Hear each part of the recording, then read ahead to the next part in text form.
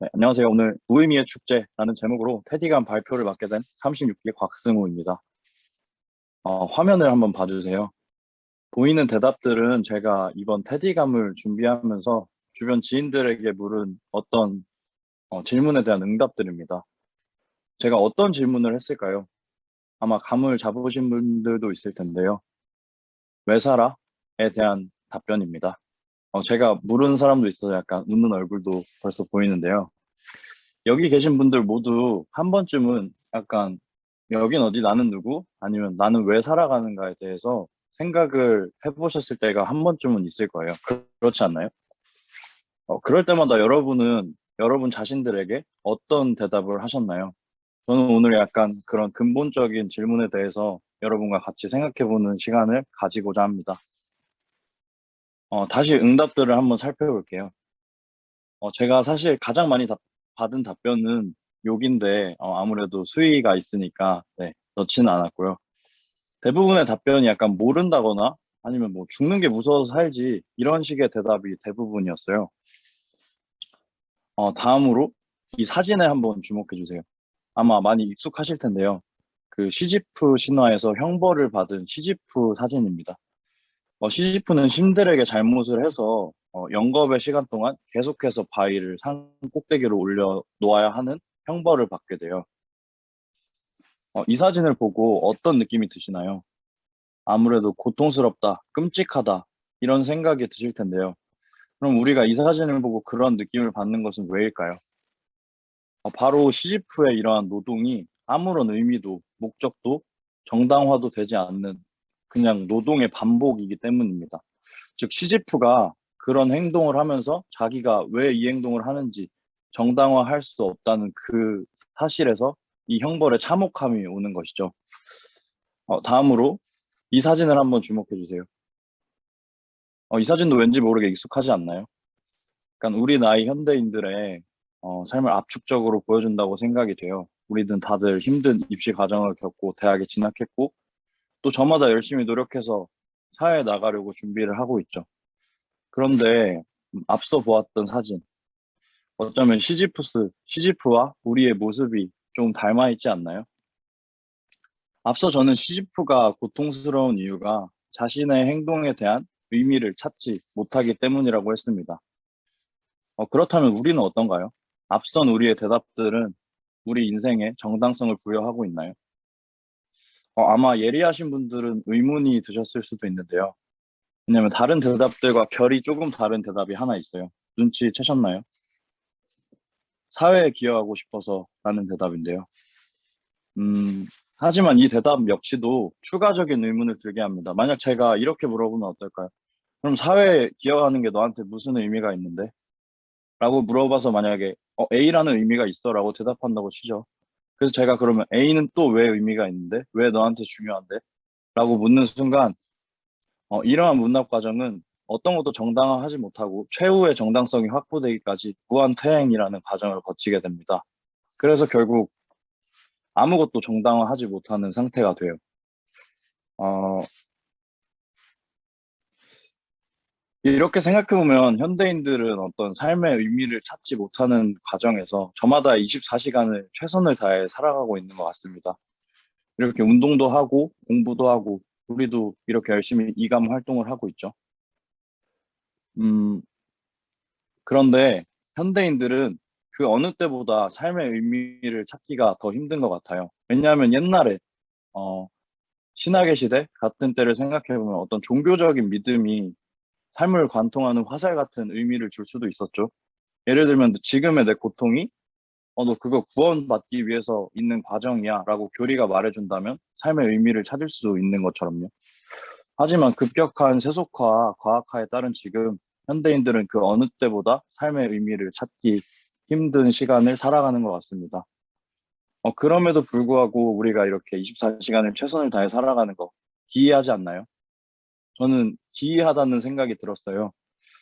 하지만 이런 기이함을 보통 우리는 인식하지 못하거나 또는 그냥 무시한 채로 열심히 살아가죠. 하지만 저처럼 이에 대해서 깊게 생각했던 철학자가 있어서 여러분들과 같이 이야기를 해보고자 합니다. 소설가로도 유명한 까미인데요. 아마 아시는 분들도 많을 거예요. 까미는 이렇듯 어, 아무런 의미도 정당화할 수 없는데도 불구하고 우리가 살아가야 할 이유가 있는가에 대해서 굉장히 생각을 깊게 합니다. 까미는 이런 상황을 부조리라고 명명하는데요. 여기서 부조리는 어떤 우리가 흔히 쓰는 정치적, 경제적 부조리가 아니라 이런 상황에서 인간이라면 누구나 가지게 되는 멍해 같은 것이라고 생각하시면 될 것 같아요. 합리성을 열망하는 인간과 그 비합리성으로 가득한 세계 사이의 간극에서 구조화가 발생해서 부조리가 생긴다고 까미는 보았습니다. 약간 무슨 말인지 안 와닿으실 수도 있을 것 같은데 이게 무슨 말일까요? 아까도 말한 것처럼 합리적 인간은 끊임없이 이성을 통해서 세상에 어떤 의미가 있는지 계속해서 생각하려고 해요. 하지만 아까 우리 문답 가정처럼 아무리 열심히 찾아도 도무지 그 이유가 찾아지지 않는 세상 사이에 구조화가 있다는 것이죠. 어, 우리가 어떤 의미를 찾을 때 항상 이성적인 설명을 요구한다는 거. 예를 들어서 제가 민혁이한테 민혁아, 삶의 의미는 A야 라고 말한다면 우리 민혁군은 형 그래 A야 라고 받아들일까요? 아니면 동그랗게 눈을 뜨고 질의응답 시간처럼 저에게 어떤 논리로 그런데 근거가 뭔데? 라고 물어볼까요? 아마 후자에 가깝겠죠. 이렇듯 이러한 인간과 세상 사이에서 부조리가 발생한다는 것입니다. 그래서 이러한 부조리는 인간 자체에도 있는 게 아니고 세계 자체에도 있는 게 아니에요. 그 사이에 간극에서 이러한 부조리가 발생한다는 것입니다. 그러면 이러한 부조리를 우리는 음, 부조리로 가득한 세상을 우리는 어떻게 살아가야 할까요? 그거에 대해서 당연히 생각을 해봐야겠죠. 일반적으로 우리는 어떤 절대적인 거, 궁극적 가치를 상정하고 그것으로 의미를 찾는 식으로 부조리에 대응해 왔던 것 같습니다. 예를 들면 이렇게 종교, 절대적인 것으로 무의미의 바다를 한 번에 뛰어넘는 것이죠. 까미는 이것을 도약이라고 보았는데요. 근데 까미는 이 도약이 옳다, 이런 입장은 아니었고, 도약은 비이성적인 것이라고 생각을 했습니다.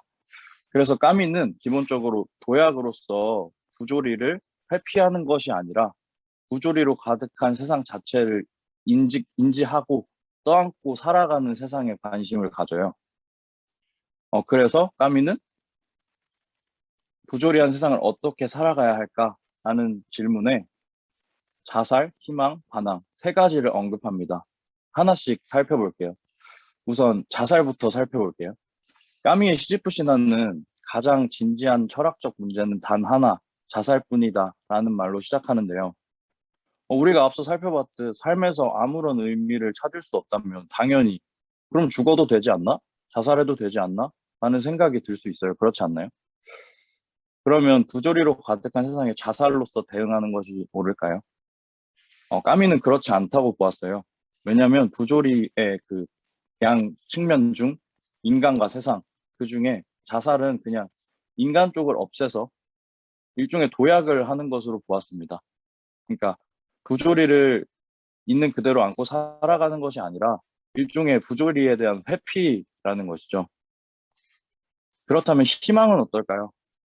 아까 종교 이야기를 했던 것처럼 희망도 어떤 절대적인 가치 아니면 절대적 진리 같은 것을 쫓으면서 삶의 의미를 찾아가는 건데요.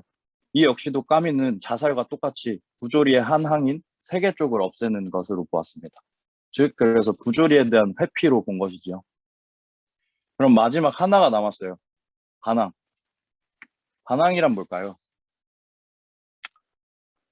반항이란 세계의 부조리함, 모순 그 자체를 살아있는 의식으로 바라보면서 정면으로 맞서 싸운다는 것입니다. 즉, 도약을 할 가능성을 완전히 포기한 상태를 말해요. 이 상태에서는 모든 것이 무의미함을 우리가 인식했죠. 그렇기 때문에 오히려 우리는 자유롭게 됩니다.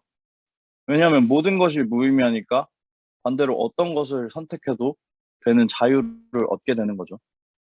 그런데 아이러니한 것은 그러한 자유도 역시 무의미합니다. 그렇죠.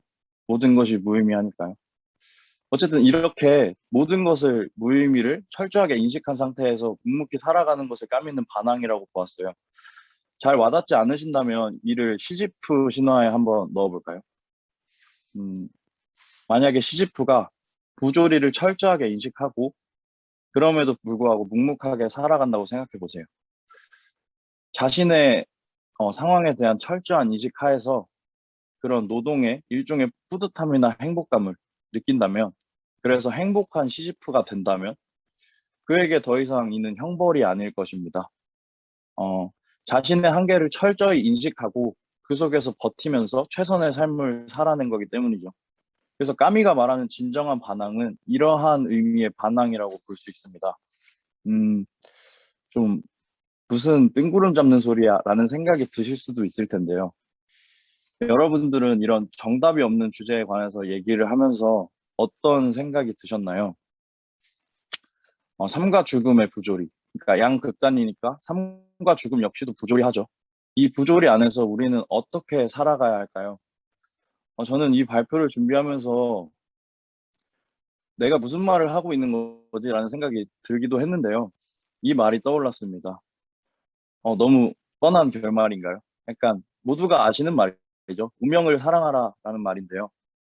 이렇듯 부조리로 가득한 세상에서 무의미함을 의식하고 인식하고 그저 인간의 운명을 사랑하면서 그러한 무의미의 축제를 즐기는 것이 인간으로서 부조리한 세상에 대처하는 최선이 아닐까요? 여러분들의 생각은 어떠신가요? 라는 질문을 끝으로 테디간 발표를 마치겠습니다.